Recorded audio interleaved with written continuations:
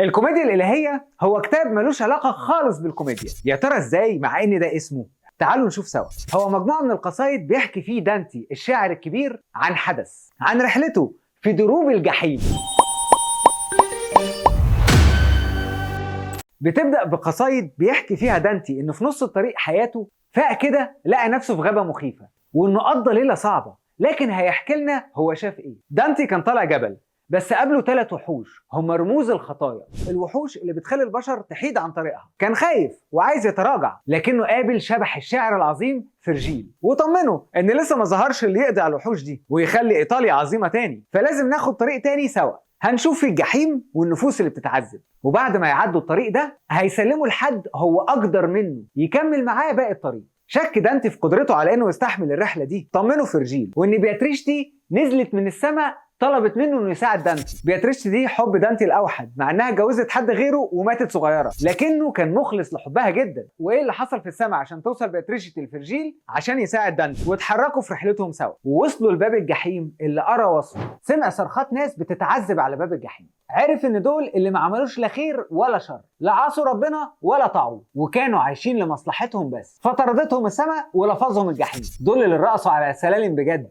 فبقوا يحسدوا اللي طالع فوق او حتى اللي داخل يتعذب. بيلفوا في اوسع دوائر الجحيم عريانين، بتهاجمهم حشرات بتلسعهم في وشهم ويختلط دمهم بدموعهم ويقع على الارض تاكله ديدان كريهه، لحد ما قابلوا خيرون حارس الجحيم اللي هيعدي بيهم النهر. رفض وجود انسان اللي هو دانتي، بس فرجيل قال له دي اراده السماء، واغمى على دانتي من اولها كده. صحى على صوت رعد قاصف، ودخلوا اول حلقه من حلقات الجحيم، الليمبو. لا مش الليمبو يا جماعه، ده اسم المكان. دهليز فيه الناس العظيمه اللي ما لحقتش المسيحيه او ما تمش تعميدهم. عذابهم انهم بيحلموا انهم يصعدوا للسماء لكن من غير امل. ذكر من العظماء دول اسامي كتير: هوميروس، اوراس، واوفيدوس، واوفيديوس، الكتاب اللي اتبسط انهم اعتبروه منهم، وشاف الكترا وهيكتور وبروتوس وصلاح الدين وسقراط وافلاطون وابن سينا وابن رشد. ايوه ما تستغربش، هو شايف دول بيتعذبوا عشان هم من ديانه غير ديانته. في الحلقه الثانيه من الجحيم قابل مينوس قاضي الجحيم اللي بيعترف له الخاطئين بخطاياهم، وبيحدد انهي موضع من الجحيم يستحقوه. في الحلقه دي بيتعذب الناس اللي غلبت عاطفتهم على عقلهم، بيتعذبوا برياح عاصفه ما بترحمش من غير اي امل في هدوء يقلل من قوه العاصفه دي. قابل هناك كليوباترا وسيميراميس وهيلانا، وشاف 2 العاصفه اهدى عليهم، هم فرانشيسكا وباولو، اللي حبوا بعض بعد ما اتجوزت اخوه غصب، فخانت جوزها معاه فقبض عليهم متلبسين وقتلهم واتخلدوا في الجحيم واغمى عليه مره تانية. يا لهوي شكله هيعمل زي فرانكنشتاين. لو عاوز تعرف عنها اكتر هتلاقي ليها حلقه في القناه، وهسيب لك اللينك في الديسكريبشن تحت. المهم انه فاق على الحلقه الثالثه من الجحيم. المطر والبرد على راس المتعذبين، وفوق منهم سيريبرس الكلب ابو 3 رؤوس بياكلهم وينهش فيهم. ايوه هو اللي في هرقليز. الحلقه دي معموله للطماعين. وقابل تشاكو مواطن من بلده فلورنسا اللي مطرود منها، وساله عن مصير فلورنسا وقال له ان الطمع هيدمرها. ونزلوا للحلقه الرابعه من الجحيم وقابلوا باتروس الشيطان عدو الانسان اللدود. قابل البخل على اليمين والمسرفين على الشمال، بيلفوا في دوائر وهما بيزقوا بصدرهم صخور. بيتناقش دانتي مع فرجيل عن الفلوس، وما بيتعرفش على حد من الناس اللي هو شايفهم دول بيتعذبوا علشان وشهم اسود. وبينزلوا على الحلقه الخامسه من الجحيم، فيها مستنقع ستيكس اللي بيتعذب فيها اللي الغضب بيتملكهم، عمالين يخبطوا ويضربوا نفسهم، وتحتيهم الكسلانين وبياكلوا الوحل والدنس. ووصلوا في النهايه لبرج عالي ومرتفع، وجه شيطان اسمه فيليكاس على مركب خدهم يعدوا بحيره ستيكس القذره. قابل دانتي عدوه فيليبو ارجنتي واللي كان مشهور بسرعه الغضب، واتخانقوا سوا واتشفى فيه دانتي بسبب عذابه. وقفوا قدام مدينه ديس والشياطين بتمنعهم يدخلوا. في الابراج لقى ستات باجنحه والافاعي بتهاجمهم، ولما شافوا دانتي طلبوا من ميدوسا تيجي تحوله حجر، لكن فرجيل حماه ونزل ملاك زعق للشياطين وفتح باب المدينه. دخل دانتي وفرجيل لقوا قبور زي القبور العاديه، وعرف ان دي قبور الكفره المهرطقين نايمين في توابيت في نار جواها بتعذبهم ويصرخوا من الالم. واتحركوا جوه مدينه ديس. قابل واحد من سياسيين فلورنسا واتناقش معاه في سياسات فلورنسا، عرف منه ان الموتى بيشوفوا الماضي والمستقبل. والنبي يا دانتي سأله الناس هتعمل لايك على الفيديو ده ولا لا، وكمل معاه انه هيفضل مطرود من بلده. ووصلوا للحلقه السابعه من الجحيم. الريحه كانت وحشه قوي، فقرروا يقعدوا يرتاحوا لحد ما يتعودوا على الريحه دي. شرح له فرجيل اللي هيقابله في اعماق الجحيم، مرتكبين خطيه العنف والقتله وقطاع الطريق والخاينين والمزيفين والمرتشين. سالوا دانتي ليه في ناس بره مدينه ديس وناس جواها، ففهموا فرجيل ان الخطايا بتتفاوت في خطورتها، وده اللي بيحدد مكانها. وبدأوا يتحركوا للحلقة 7 في الجحيم. لقوا هناك نهر من الدم المغلي بيحرسه المنتورس، اللي هم نص انسان ونص حصان، متغطس في النهر مرتكبين جريمة العنف. حسب حجم خطيئتهم جزء اكبر من جسمهم متغطس في النهر، اللي متغطس لعينه، حنجرته، او حتى صدره. واللي بيخرج عن النهر المنتورس بيضربوه بالسهام علشان يرجع مكانه، لحد ما وصلوا للدايره الثانيه في الحلقه 7 للجحيم. لقى غابه من شجر ناشف واصوات صريخ.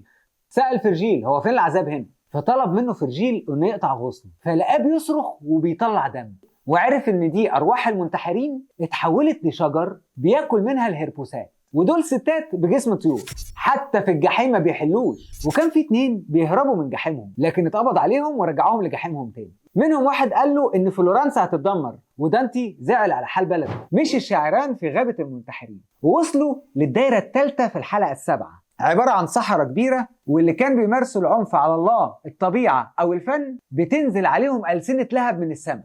مشوا في مسار بعيد عن اللهب جنب نهر فليجيتونتي، واحد من أنهار الجحيم. قابل واحد صاحبه، قعدوا يتكلموا مع بعض، وازاي ان فلورنسا خسرانه بسبب اللي عملته في دانتي، وبيسيبه وبيرجع يتعذب تاني. حلو الجحيم اللي الواحد ممكن ياخد فيه بريك ده، يتكلم مع واحد صاحبه ويرجع يتعذب تاني. في الحلقه الثامنه قابل فرسان فلورنسيين شجعان، عذابهم انهم يفضلوا يلفوا في دواير. سبب عذابهم انهم كانوا ريمبو.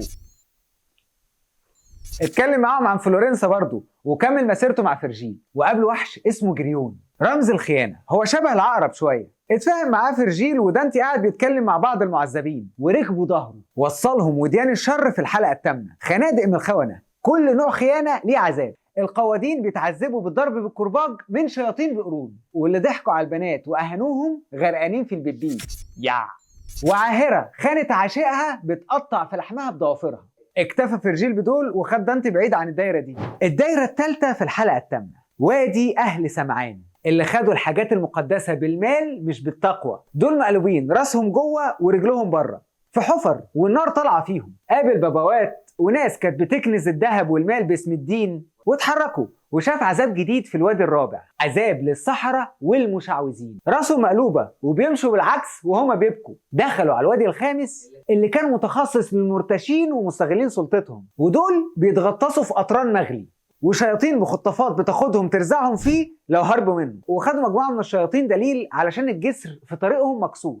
دانتي ما كانش مطمن للشياطين دي، لكن فرجيل طمنه. حصلت خناقه بين الشياطين استغلها دانتي وفرجيل عشان يكملوا مسيرتهم لوحدهم. في الوادي السادس لقوا ناس لابسين هدوم ملونه وعلى راسهم طاسات من الرصاص التقيل، وواحد مصلوب على الارض وبيتعذب بتحمل تقل اللي بيعدوا عليه. يا ترى ده عذاب ايه؟ تعرفوا؟ ده عذاب المنافقين. عدوا على الجسر المتكسر وسمعوا اصوات في خندق. نزل يبص دانتي لقاه مكان عذاب اللصوص. الحراميه متربطين بزواحف تلدغهم، يتحرقوا ويتحولوا لرماد ويرجعوا لشكلهم تاني. قابل كرات نار بتتلوى. وفي الحلقه التاسعه ما قدرش يوصف العذاب، جثث متقطعه الناس سببت حروب. في الوادي العاشر شاف عذاب الناس اللي بيمارسوا الكيمياء، طول عمرها كيمياء غداره. سامعين يا بتوع ثانوي؟ كيميائيين مصابين بالقرح والبرص وامراض جلديه. وقابل عذابات ناس كتير بتاكل بعض وتضرب بعض وتنهش في بعض بسبب خطاياهم، منها زوجة العزيز اللي حاولت تغري سيدنا يوسف. وقابل مرضى ضخام طلبوا واحد منهم يرفعه للحلقه التاسعه. حلقه يهوذا اولها دايره ابيل اللي موجوده لتعذيب الناس اللي خانت الاهل والقرايب، مدفونين في تلج، ولما بيعيطوا من بؤسهم بتتجمد الدموع فما بيشوفوش. بعدها خونة الوطن والسياسيين، وبعدين خونة الأصدقاء والضيوف، وفي الآخر دايرة يهوذا خونة اللي أحسنوا إليهم، وفيها لوسيفر بياكل الخونة دول ويجمد الأنهار، ومن هناك خرجوا للأرض. بس كده. إيه المميز في الكوميديا الإلهية؟ هي شعر، بس شعر بيجمع بين الهجوم السياسي والاجتماعي على شخصيات عصر دانتي، زائد قصص من الأدب والميثولوجيا من كل مكان تقريبا، عرب، يونان، إغريق، أشوريين، فراعنة وغيرهم كتير. كأنك بتفتح كتاب بيضم تاريخ وتراث وحضارة كل دول، وانت وشطارتك تاخد المعرفة منهم، تاخد أسامي وتدور على قصصهم، تزود ثقافتك وتعرف قد إيه الراجل ده كان موسوعة ماشية على الأرض. بس بالشعر حكى حكاية تفهم منه مبادئه وأفكاره السياسية، علمه، وتفهم بعد ما تخلصها كل ده من مجموعة أبيات شعرية. هي تعتبر مرجع لثقافة مش هتموت، ودليل على تأثير التراث بتاع الإنسان على شخص قرر يساهم بيه. معجم في قصة مدهشة وخيالات مربكة واتعمل منها افلام ومسرحيات ولوحات وموسيقى. حاولوا تقروها، لو ما عرفتوش اديكم خدت مختصر مفيد عنها، يمكن يساعدكم الفيديو ده في يوم من الايام انكم تقروها. واشوفكم قريب في المختصر المفيد مع احمد حسن.